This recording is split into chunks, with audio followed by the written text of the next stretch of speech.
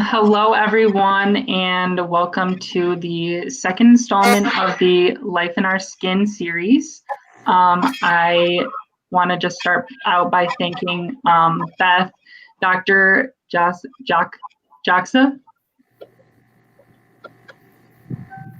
okay, and then Chaz for being with us today and wanting to kind of share their story and experience toward the military aspect of their lives. So to kind of begin, I'm going to have each of them introduce themselves. So whoever would like to start, I would love for you to tell us a little bit about who you are and kind of your service, like how long you served, what branch of the military you served in, just to kind of get us started. So whoever wants to take over, please feel free. I'll go first. So I have been serving in the United States Navy now for almost 20 years. I can retire in February. The first 6 years of that was active duty. And then the last, 14 years have been in the reserve component. And so it's taken me all over the world. I've had multiple deployments, shipboard, a couple overseas in Iraq and then in Afghanistan. And so, yeah, we'll talk more about why I did that or, the benefits of doing that, but that's sort of the background for me. Awesome. Thank you so much. Dr. Jackson. I am Dr. Joe Jackson, Justice, and I coordinate the Master Public Administration Program at SVSU. I joined the United States Marine Corps in 1983 as a reservist, served my 4-year tour, and 2 years on inactive duty after that.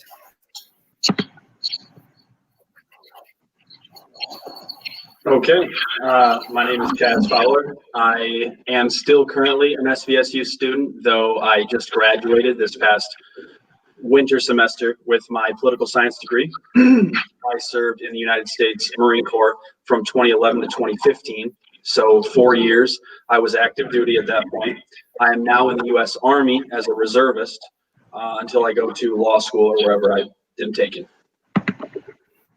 That's awesome. Congratulations. Well, thank you all for kind of getting us started. I think we're going to move right into kind of asking some of the questions, but I hope that kind of gave everyone a quick, good intro. So the first question I'd like to ask y'all, how did you decide to go into the military? And anyone can kind of start us off whenever. Do we want to keep it pattern here? Okay, I think that's a good, see, there's our militariness coming out. Like, let's just keep it inconsistent. Or let's keep some consistency. So I went to college for a year before I decided to join. I grew up in a small town in Frankfort, Indiana, a very small town. And so I was studying criminal justice and then happened to see a recruiter. Actually, my boyfriend at the time was talking to a recruiter. And so he talked to me naturally and offered me all these great programs. And I had never really known anybody in the military at that point. And so I decided that it was a good path for me. And I wasn't doing poorly in school. It was just, I knew that that would be my opportunity to travel. And I wasn't super focused at school at that point. I was a good student, but like mediocre. And so it was just a way to experience new things and travel. That's awesome. Dr. Jaska.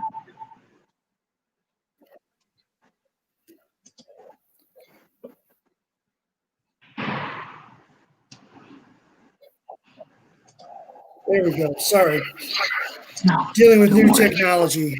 In 1983, I was in my second year of school in college at Mott Community Flint. Was born and raised in Flint. And, kind of a story that one of my dear friends, closest friends, who is still a close friend of to this day, being a smart aleck, decided to fill out an information card and put it in a box to a Marine recruiter, name on it, and my telephone. And to this day, I blame him for everything that's happened to me. Just, of course, the recruiter called and gave me a pretty good sales pitch as a criminal justice student, and really helped convince me that Corps would help me with aspects when I got out of school. And that motivation, in the Marine Corps, it was and that when I got out of school, if there were no jobs available, and during that time in the 80s, we were in a pretty massive recession, that I could go active duty into the Corps with a degree as perhaps a warrant officer. So from my buddy being a smart aleck to me actually signing on the dotted line and joining, it worked out. It really did in the grand scheme of things.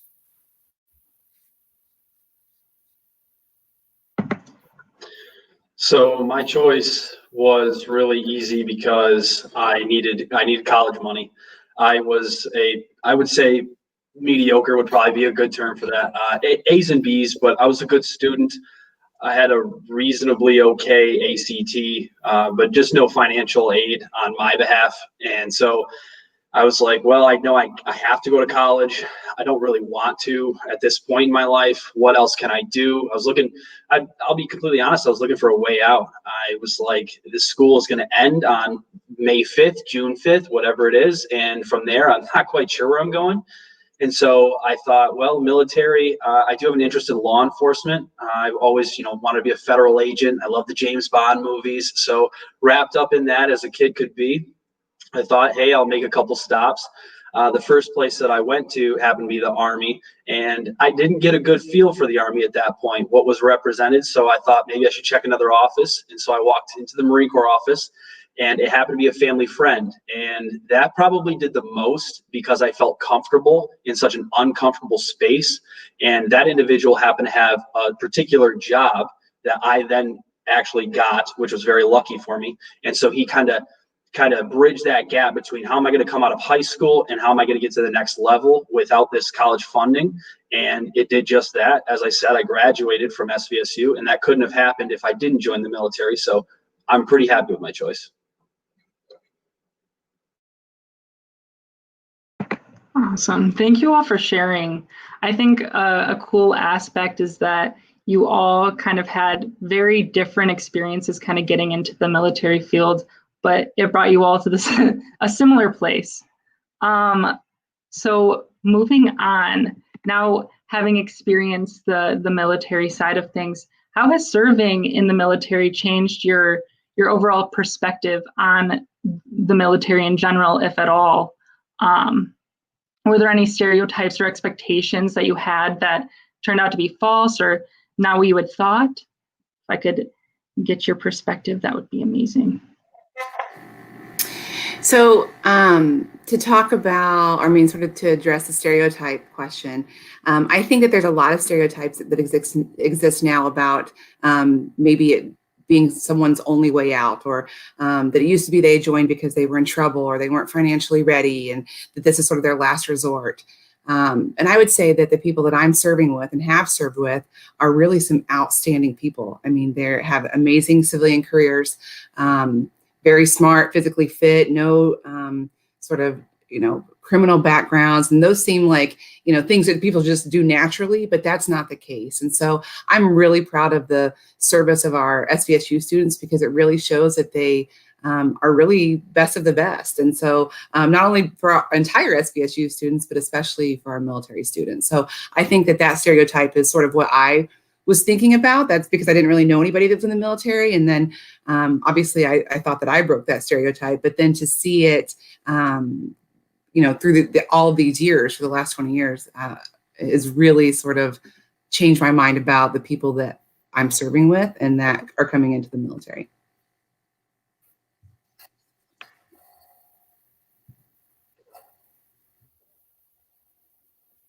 For me in 1983, we were in the midst of the Cold War.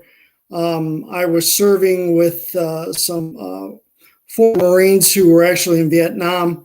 when they came home from their service, they were vilified. People were spitting on them, cursing them. And so when I went in 1983, things had moderated since then. People would just kind of look through you. They kind of ignore you. It wasn't as bad, obviously, as the Vietnam had to deal with, but it was a far cry from what our heroes have. The response that they've gotten today, and I really think that really kind of helped put me in a place that it's not about me, and it's about trying to take care of the mission. And at that time, it was doing battle with the Soviet Union. Part camp, I went up to doctors and I had a tactful conversation saying that I was considering going into active duty and not going into the reserves. He put his campaign cover right into the bridge of my nose and told me in terms that I will not use on this broadcast, that if he ever found out that I dropped out of school to go into the Marine Corps, he was going to find me and take care of me, because fortunate to have that opportunity, and I needed to capitalize on it. And that was a pretty big study for the rest of my life. In fact, about a year ago, I made a donation to the Marine Corps Museum and Educational Marine Corps College in that drill instructor's name, because of what he did at that moment for me. I haven't spoken with him since then. I have no idea where he is, but he took a 19-year-old who needed direction and thought, he was just flat out honest with me. And that honesty and that life lesson, like a lot of lessons that you go through boot camp, stuck with me for since today and probably for the rest of my life.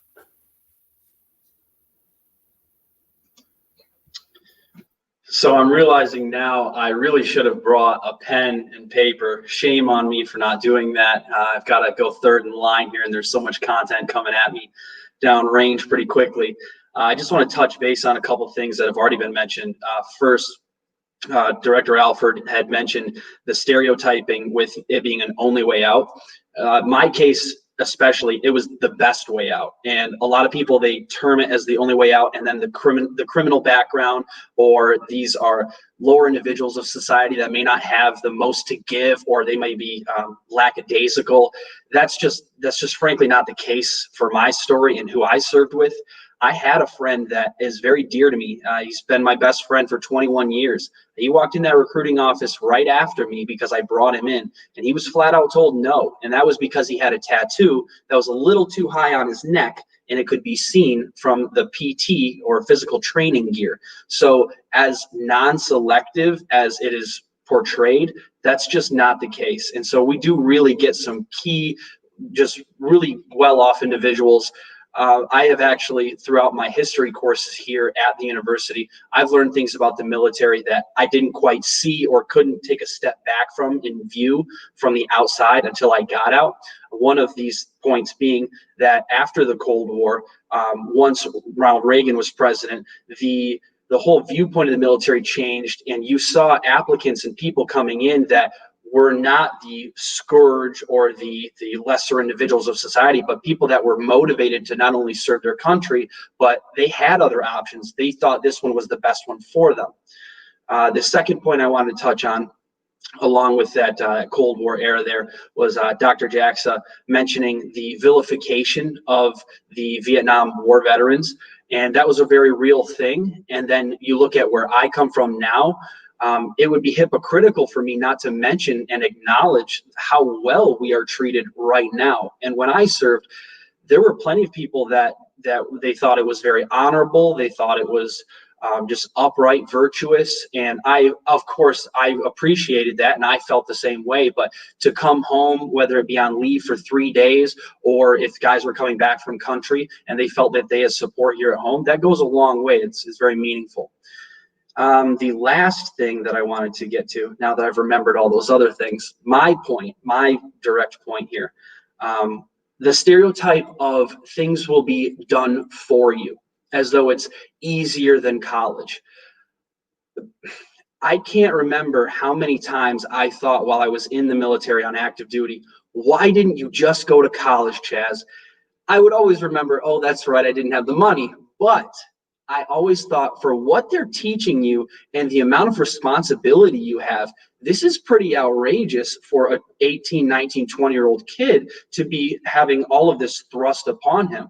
And then again, looking into that, the responsibility there and what's coming at you, there's no way out. You have to be a self-motivator, and you have to be accountable, and you have to do things on your own. There is not always someone standing over your shoulder, not only supervising, but directing you. There's a lot of situations where you have to be the person making a decision, wrong or right, in that moment, and it's on you to do so. So the stereotype, again, of just you're going to go in there, go through boot camp, they'll take care of you. As long as you eat, sleep, and wake up, you'll be fine. That's just not the case.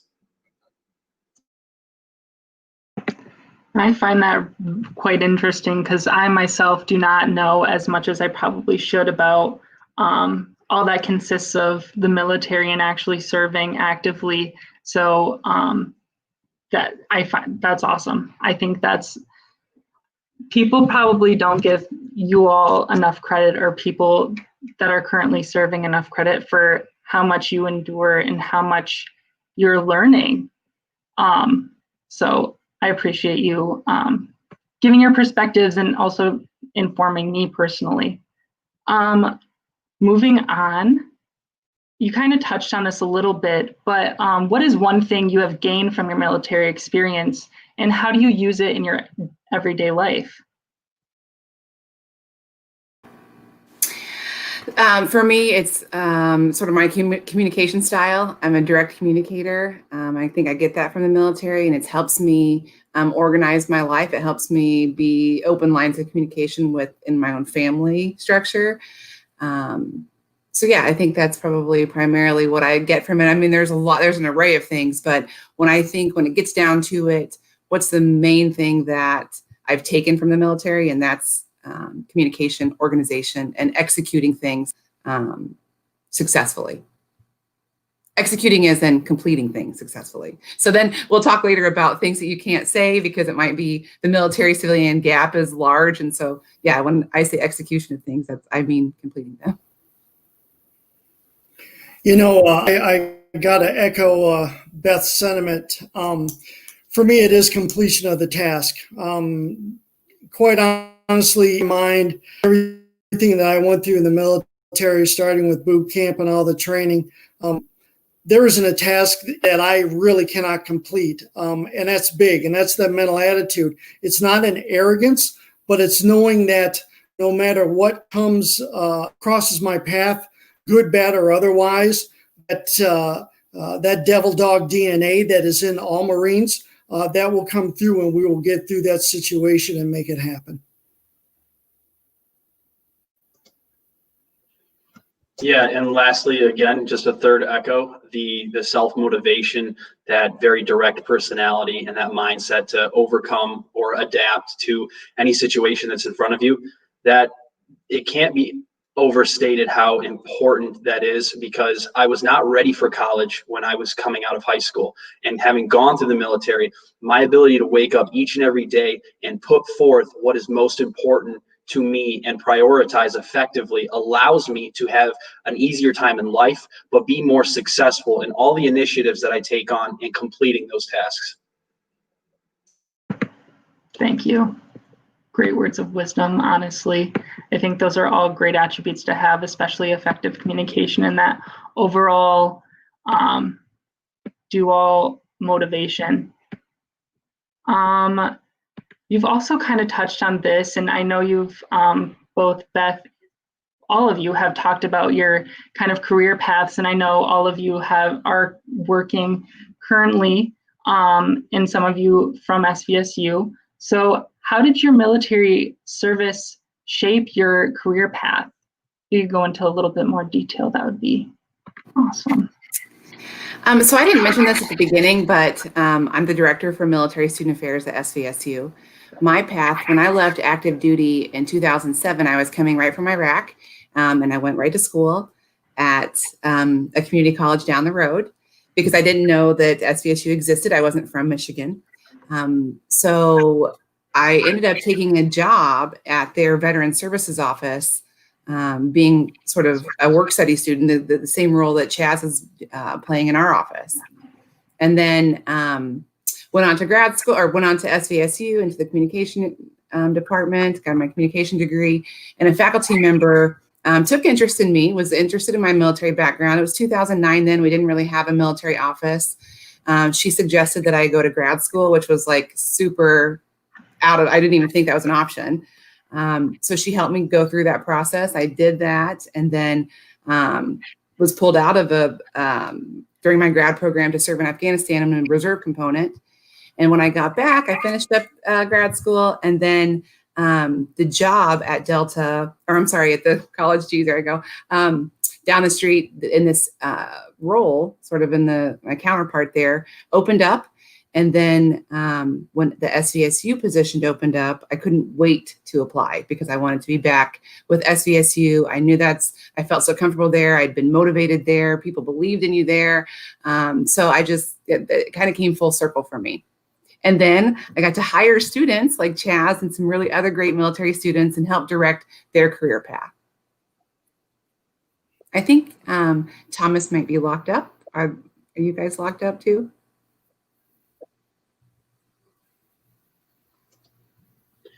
Yes, I think Thomas is. You're not, and neither is Dr. Jaxa, but I think it's just us now. We'll come back in, but we can continue. The situation is a little different.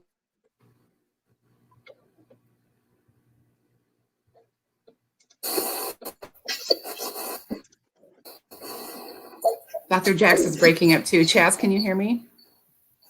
I can hear you. I can hear you too. Dr. Jackson, can you hear us? How about now? I think we all just rebuffered. Is that better? I think that's better. Okay. Can you hear me? Can you hear me now? Yes. I can. Okay. I can hear you. My situation is a little different. I'm not the typical faculty member. I spent 20 years working in criminal justice before I came to SVSU. The concept of going into the military was important for me to find a job within the criminal justice field and spent 20 years in the security industry, in essence, retiring as a corporate vice president, and then also as an issue, my master's degree in what is now the public administration program that I'm now coordinating. All of that came into play to help me get to where I am now at SVSU. But it really started with the military and the discipline that I needed as a 19-year-old goofball in order to succeed with all of those tasks that face me, up into today.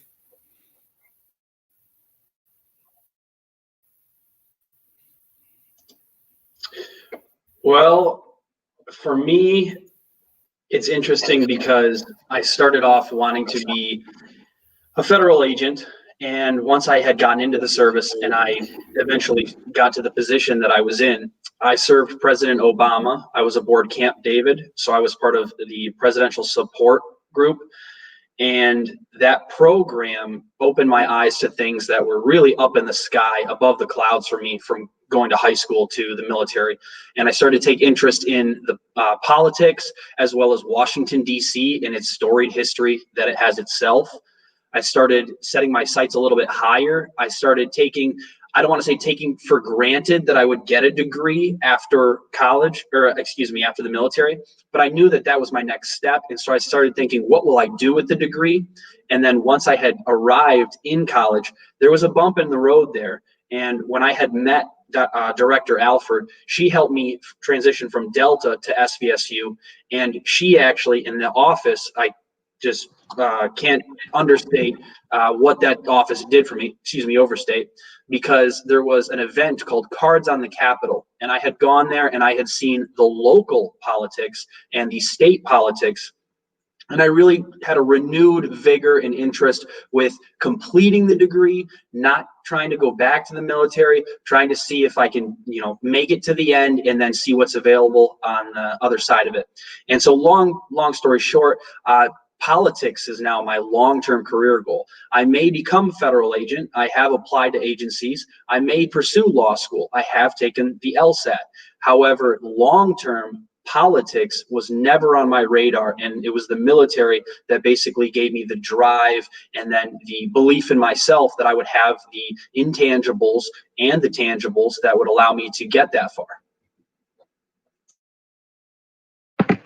I very much apologize for my quick leave of absence. I don't know if it showed up on this side or not, but my computer decided to restart. I don't know if that was due to any of the crazy connection issues that kind of SVSU's network has been experiencing these past couple of days, but we're here again. Thank you all for sharing. I think it's really important to highlight how much your experiences can then impact what your future career paths are. And I just appreciate you all sharing. Where are the list of questions? Thomas, in the military, when you leave like that, that's called UA, and you can get in really big trouble. That's unauthorized absence. Oh gosh. This would happen to me.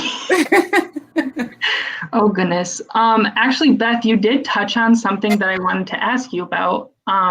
Given that you're the director of military student affairs, first of all, I know you talked a little bit about how you got into your position, or did you talk about how you got into your position? Okay, Yeah. That's what I thought. When was the office established? Because I know you said that we didn't have one toward the earlier part of the 21st century. So 2012, 2013, there was a sort of a soft opening, and then there was a larger opening in 2013. And what made you want to work for with other veterans after you've served? Because I got a taste of that as a student worker when I was at the other community college, and the sort of the disconnect between a student or a service member leaving the military and then that path to get to education is not super clear. It's complex. It's a daunting process. And so I was fortunate enough to have someone lead me through it just by mistake. And I wanted to really, really sort of help guide other people, and especially military folks. You just have that connection with them. And I appreciated that. And I don't think I could find anything else that was a better match for me. That's so cool to hear.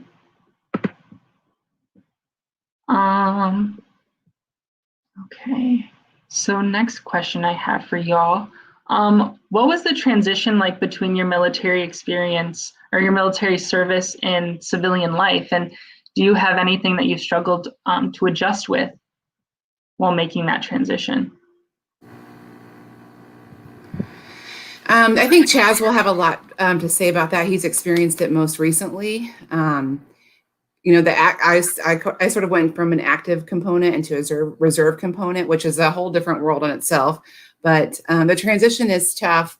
That I think when service members, and there is studies that suggest about 18 months after that transition is when they start experiencing the pressure of that transition.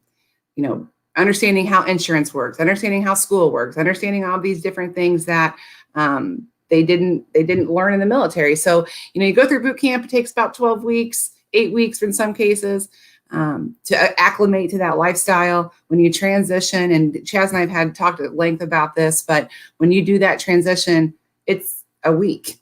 And so it just doesn't seem like there's enough there to help you during that. And so that's why services like my office, what we provide, our community services and resources are so important to assist folks making that transition.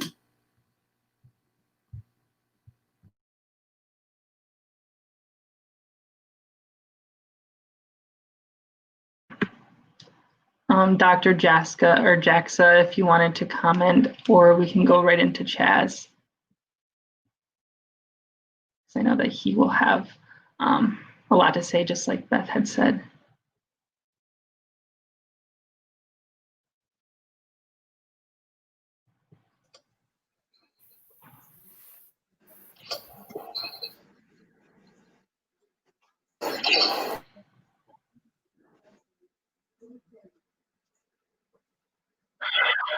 I think we're having more difficulties. Oh, goodness. Of course. We love the All right, I Lord. think it's behalf right.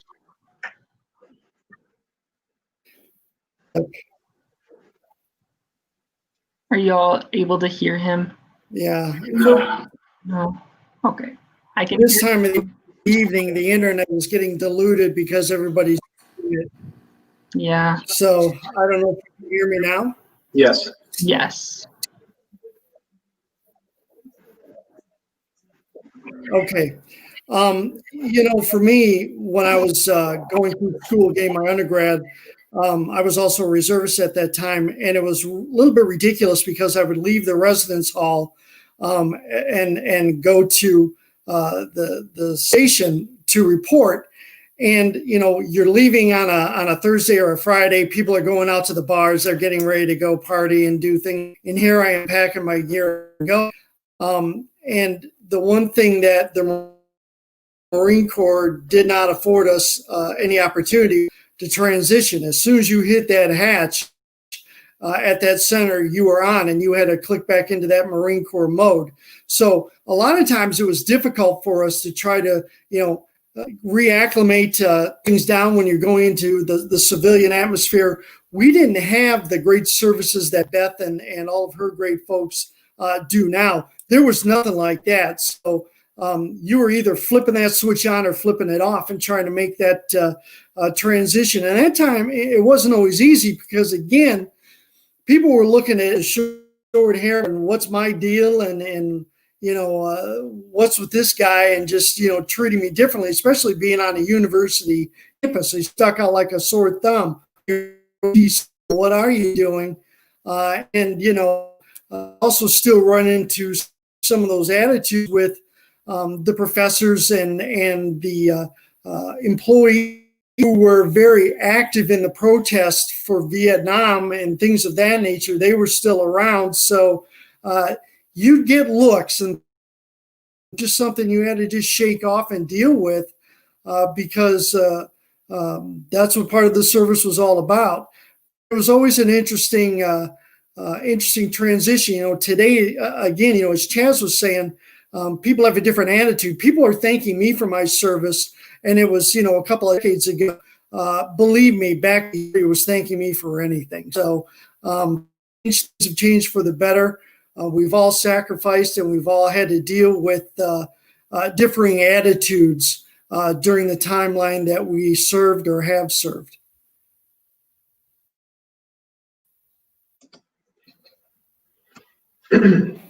I think there is so much that I could unpack for this particular topic. The first thing I will glaze over is serving right now in this really financially troublesome era. I will start there. It is difficult for high schoolers to come into money. A lot of them that they have no financial fiscal responsibility. They don't understand it.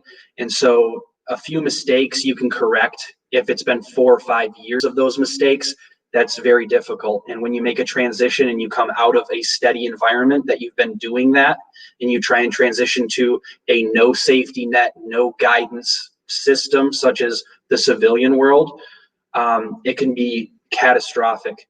And my situation was somewhat in between in there.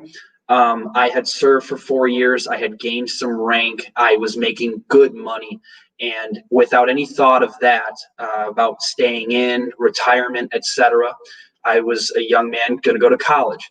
Well, I didn't bridge the gap there of how will I make my payments on things that I was living reasonably well with. How am I going to do that on the outside? Things that I took for granted while in the service, such as housing and food preparation, my physical fitness, etc., that also went by the wayside very quickly and had to be, you kind of got to batten down the hatches, and you have to work really hard to keep yourself level. So in a nutshell, my transition was very difficult. The 18-month mark that Beth had mentioned, I hit it, and I look in the mirror and I almost can't believe that I would hit it. And I don't want that to come off as, arrogant or self-aggrandizing, that I should be able to avoid it. But it's something you don't see coming. And about that mark, that exact mark, I came to Beth in her office and I said, I think I'm going to go back active duty, because at that point it boils down to, I have bills, I've got to pay them, I'm struggling to pay them, I'm struggling to stay focused in school while paying them. What should I do? And the military seems like it would be your best option.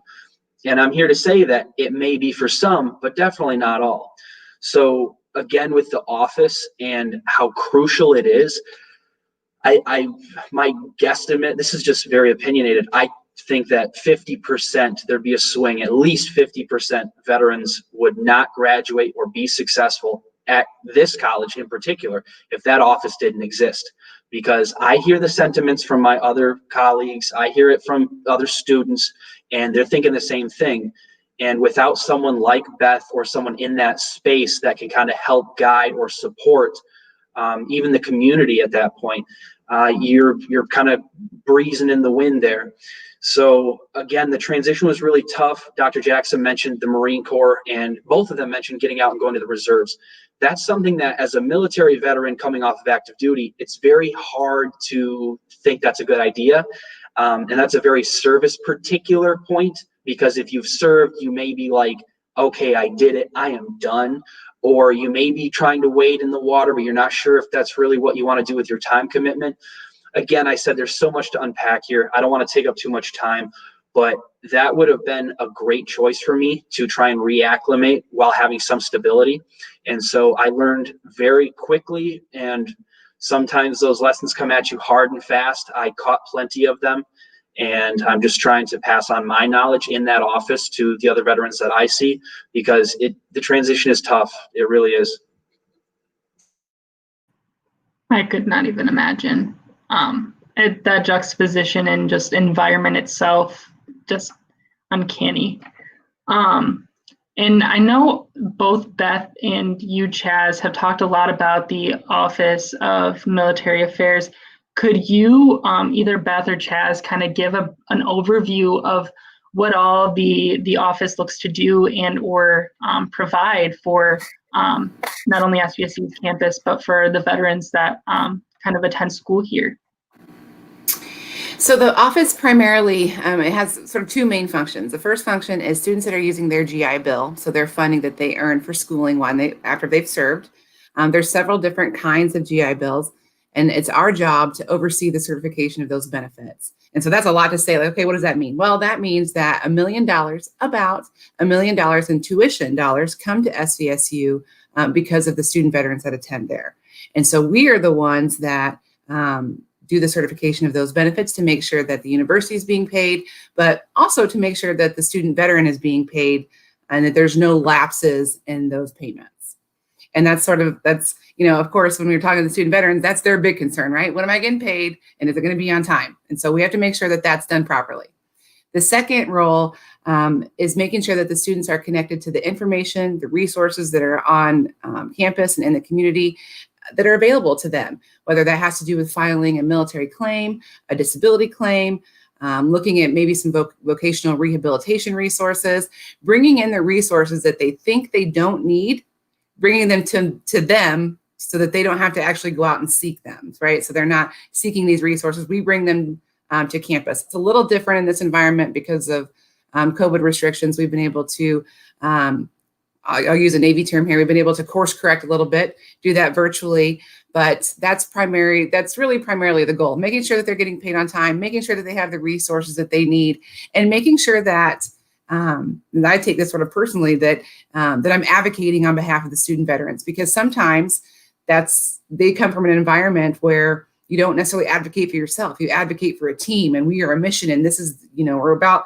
a unit, and we're, doing all these things, but then they forget to advocate for themselves. And so I'm sort of the voice of the table saying, hey, don't forget we have these student veterans that are here that need these things. So that's my spill.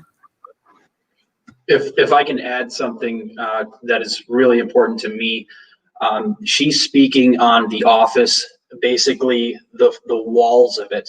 And there's this internal part that never gets touched on. It's very difficult how you would explain it, but the office serves as almost like multiple layers of a counseling place, a safe space, if you want to call it that, somewhere that like minds can get together and be both productive but also supportive. I think it's just so hard to describe an individual that is now older, they're non-traditional college age, so they're 22, 24, 28, 30. We've seen people, Beth can speak to this, 40, 50-year-olds using their benefits, and so they don't feel comfortable necessarily with the general population that's on campus to either divulge their personal details or have these certain conversations that would be happening with any other student because they're all living in the same kind of generational time period. You can do that in the office, and you would think, well, you could talk to your family about that. Actually, talking to your family about military service can be really hard too, because certain points you're trying to convey, they haven't lived through that necessarily, so it's difficult for them as well. So then you have this office here that has military service members that have served in different time periods. They have seen other veterans. They know these stories. They can relate. It makes you feel not only supported, but confident that you should be there and you want to be there. It motivates you outright. That's really, really cool how you have like that internal niche that the veterans that attend here kind of have that safe space and like that great resource available to them. I think it's necessary for sure. Everyone needs their niche, their safe space. So I'm glad that we're able to provide that as a university, and it sounds like y'all do a fabulous job there. It looks like we lost Dr. Jaxa and had another question for him. But I know you've kind of touched on this a little bit, but kind of an overview. What has your experience been here at SVSU as a veteran, and what do you think SVSU could be doing better to improve your experience or other veterans' experiences here on campus?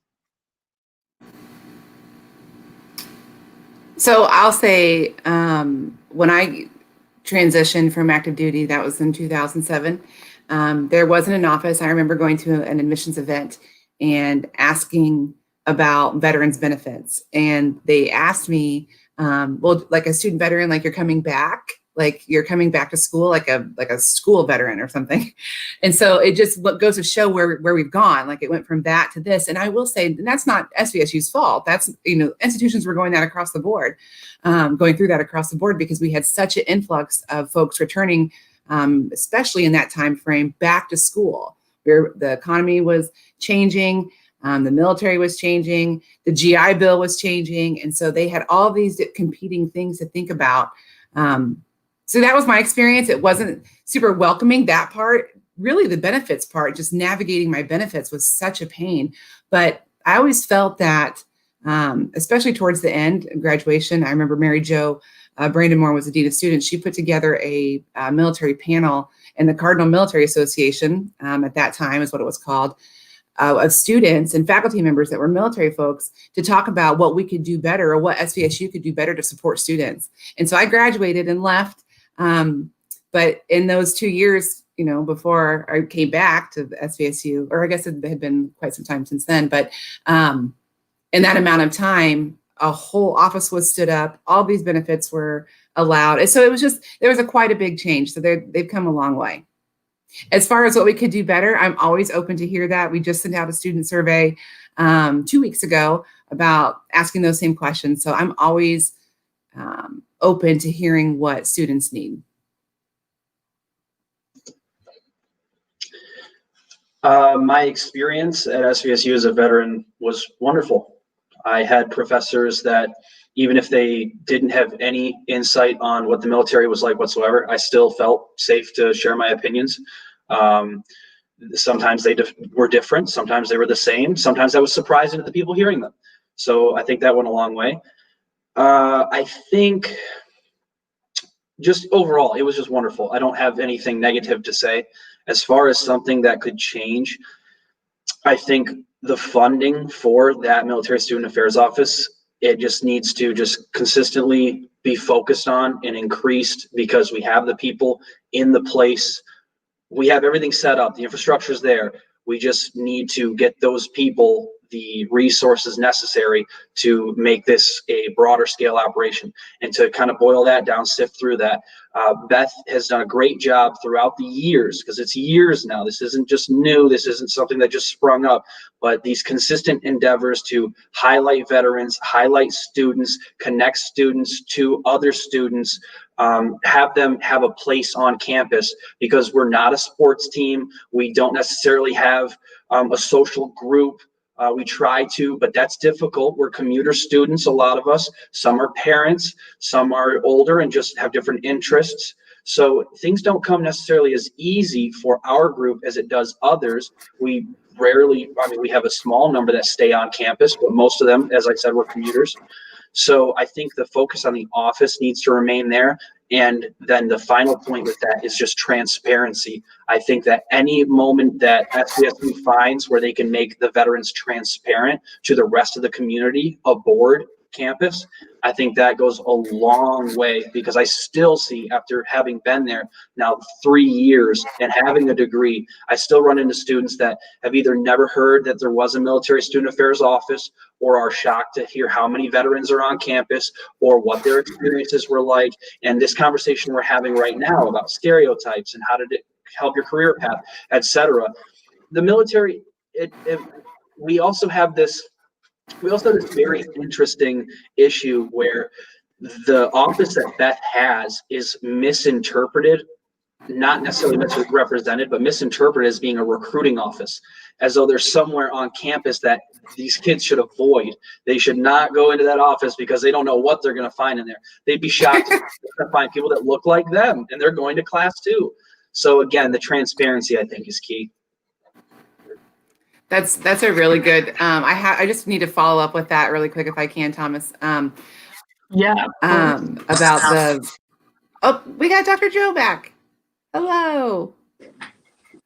About the group, and so about having some group support there. We do have a student group, a registered student organization called Student Veterans of America, and so they went through some new leadership this year. Chaz was president last year. We have a new president this year. So if anybody's watching and is interested in becoming a part of that organization, you can certainly reach out to the Military Student Affairs Office and we can get you connected. The other thing I'd say about that is not an organization specific to military veterans. It's open to military dependents. And I think that the SVSU student population would be shocked to hear that we have a huge dependent population that are using military benefits, even more so than our actual student veterans. So that just goes to show that the changes that have been made with the financial benefits have really impacted the students that are of traditional age, but they still need these sort of guidance on how to use those benefits. So that was a lot of information, but I didn't want to let this go and not be able to talk about the RSO. No, I very much appreciate you bringing that up, because I personally did not know that there was a military RSO on campus. So I'm glad I'm better informed now, and I think everyone else is too.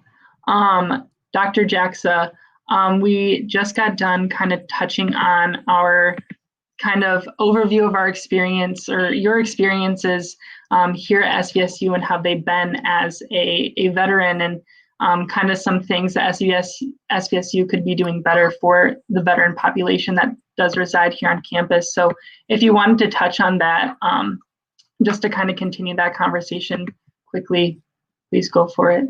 Yeah, I won't take up too much time.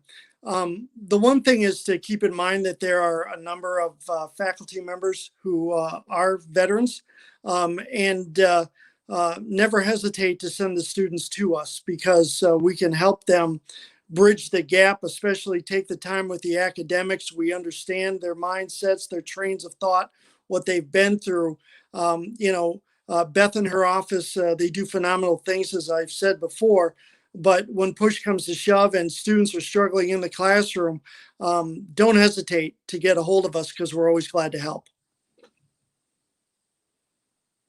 Awesome. I think that's super, super important too, because any student should be,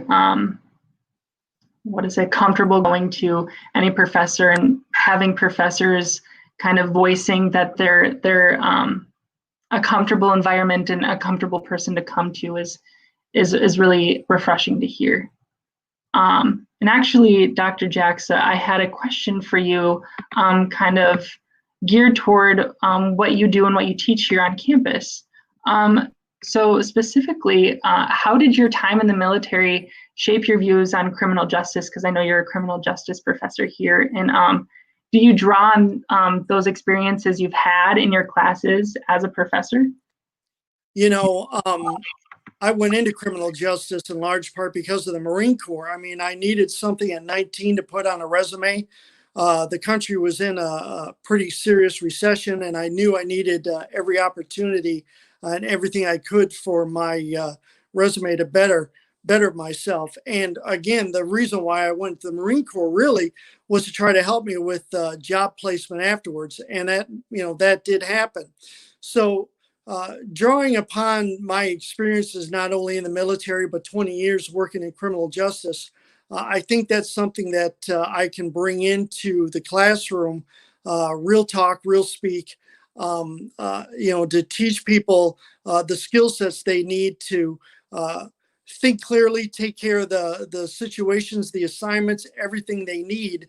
So if you combine the military with my 20 years of experience, now bring it to the classroom at SVSU, that is why I came to SVSU, literally, Thomas, is to help get our next generation ready.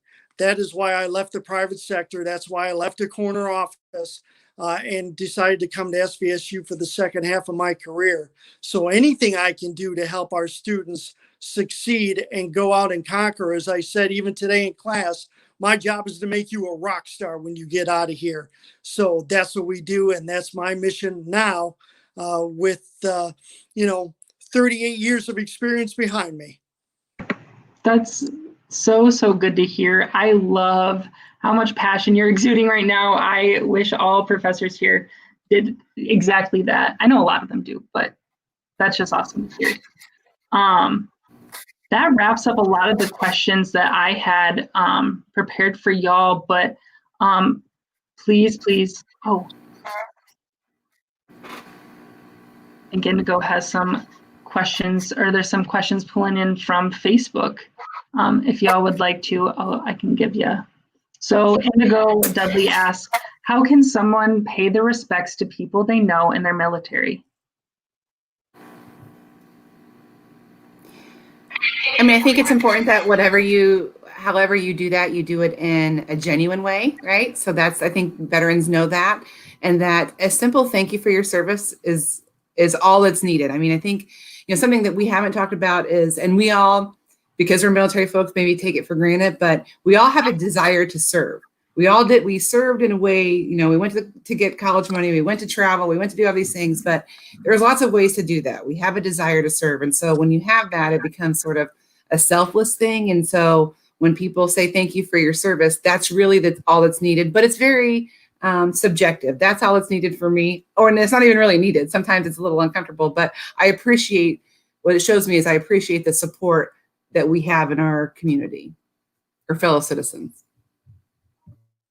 Yeah, I think Beth is absolutely on point. You know, it's interesting. You'll get questions every once in a while. Instead of saying, you know, thank you for your service, they'll ask you, well, did you kill anybody, or what did you do? And, you know, and you got to be real careful. I know Chaz, as I see that grin, right? You get that question. You got to be real tactful with people because, you know, a lot of our veterans have been through a lot. They've been through hell and back. Let's put it the way it honestly is. So, you know, simple is always best. And as Beth said, being genuine as well. If you want to be snarky and be sarcastic, keep it to yourself. Because what you don't need is a veteran getting cranky back at you. It doesn't do anybody any good. I just want to echo both sentiments. Being genuine is probably the biggest, most meaningful part. Secondly, something that it never gets talked about, so I'm going to go ahead and do it. I'll be the flag bearer. I'll take any criticism. I don't like thank you for your service. I don't like it. the reasoning behind my not liking it is because of how pervasive it is used in society, and it's almost used as like a cudgel for people socially, whether or not you support or detract from some military support. So it takes away from the individual, number one. Number two, people feel socially pressured to kind of capitulate if maybe they do dissent with what's going on politically. And I just I don't like that. I don't like how uncomfortable it makes me feel, because then I have to think about, do I deserve what you're saying? At the same time, it makes the person saying it uncomfortable because they feel as though that whether they believe in this or not, they have to say it. Everything boils down again for me just to ask me something, anything. How long was I in? Where did I serve? What branch? That's it. You don't have to get beyond that. You've made me feel respected because you respected something that I've given my life to for some period of time. And I think that if those conversations too, those are conversation starters. Why I have to ask a question in return of this question, why would thank you for your service be such a consistent benchmark when we know that you could learn about the service in general and connect that much more if you were to ask a question about the service? Because saying thank you for your service, nothing has transpired there. There's no connection made and there is nothing being conveyed. So I would just appreciate for people approaching me to ask me a question that I could, expand upon. That's a good point, Chaz. I would also mention there and I would be remiss if I didn't mention it as the woman veteran on this, is that oftentimes I think that service is overlooked or not somehow compared as not equal to a man's service. So I would just say that, and not that I've experienced that personally, I have seen it, but I would just, when you're thanking people for service, keep in mind that the person that you're thanking might be the female too, sitting with the man that's having their Veterans Day dinner. That. Well, I'm glad we're able to have conversations like these, because I think it's important to learn some of these perspectives and aspects of the service that you do. So I appreciate it and commend you all. Did we have any other questions come in from Facebook and/or our YouTube Live? Someone did just ask about upcoming events. And so we are having a Veterans Day. Normally we have a Veterans Day celebration where faculty, staff, and students are all invited. We have opted not to go that way this year, obviously, with our current environment. But the student organization, the Student Veterans of America, are putting on an event. It's currently in the process of being approved, so you should see some communication coming out about that. But we certainly don't want the day to go unnoticed for Veterans Day, which is November 11th every year. And so look for more about that event. Awesome. Thank you so much. And before we kind of check off, is there anything else any of you would like to add, or just kind of end the conversation on? I know we touched on a lot of very important points and just got a lot of great perspective from each of you. So I don't know if I'm sure there's a lot more, but if anything, please do share. I think the fact, Thomas, that SVSU is literally a military-friendly institution. That is not, that's not a logo. That's not a slogan. That is the chief in the upper corner that I'm looking at, Beth, doing all the great thing. That's folks like Chaz working with her and participating in that office. If anybody is a veteran and they want to come to literally an institution that is small enough to give a damn, but large enough to give you everything that you need to succeed, you're looking at SVSU, and we're going to be here for you no matter what branch you're in, no matter if you're active duty or reserve. You come and take care of us, and you'll be part of our family, and we'll continue to take care of you going forward. You are such a motivator. I am so motivated. If I could go back to SVSU again, I'd go. That's exactly true. That's exactly true. It's not, I often say you can There's a difference between talking the talk and walking the walk, and that's really what we got to do. When we say that we're military friendly, it's not, a badge that we put on our office door. We take it to heart, and my staff takes it to heart. So if you're looking to come back to school, I'm hoping that you'll make a stop at our office. And where is your office located for everyone that is watching? Chaz, where are we located? 121 Curtis Hall. Love to see it. I love to see all the camaraderie too. Like, y'all are so fun, and I love how well you get along and just praise the people that you work with and everyone that you affect and influence on our campus. So I very much appreciate it. Chaz, did you have any last minute remarks that you wanted to share? I just want to say that if you see a vet, ask a vet. Ask them what? Anything. Make a connection. Say something about their hat or that logo you saw or whatever it is. We are dying to speak to you. Like literally, it's as hard for us to make that connection as it might be for you. So let's work together and just make this a lot easier on both of us. Well, one last thing, Thomas. No, I'm sorry. One last thing. I just want to thank the Student Association and the Office of Multicultural Student Affairs for putting this program together. It's the first that I've heard of it, and it's so important that you took time to hear from the military students and military staff, faculty. I'm super proud to be a part of it. So thank you. Well, thank you. And I personally want to take it upon myself to learn more about the office we have on campus. I think I've only been in there like maybe once, and I feel bad about that, but I'm going to try to make my presence more known in there and definitely just preach your mission and preach your resources that you have accessible to students on our campus, because what you do does not go unnoticed, and we appreciate all that you contribute to our campus.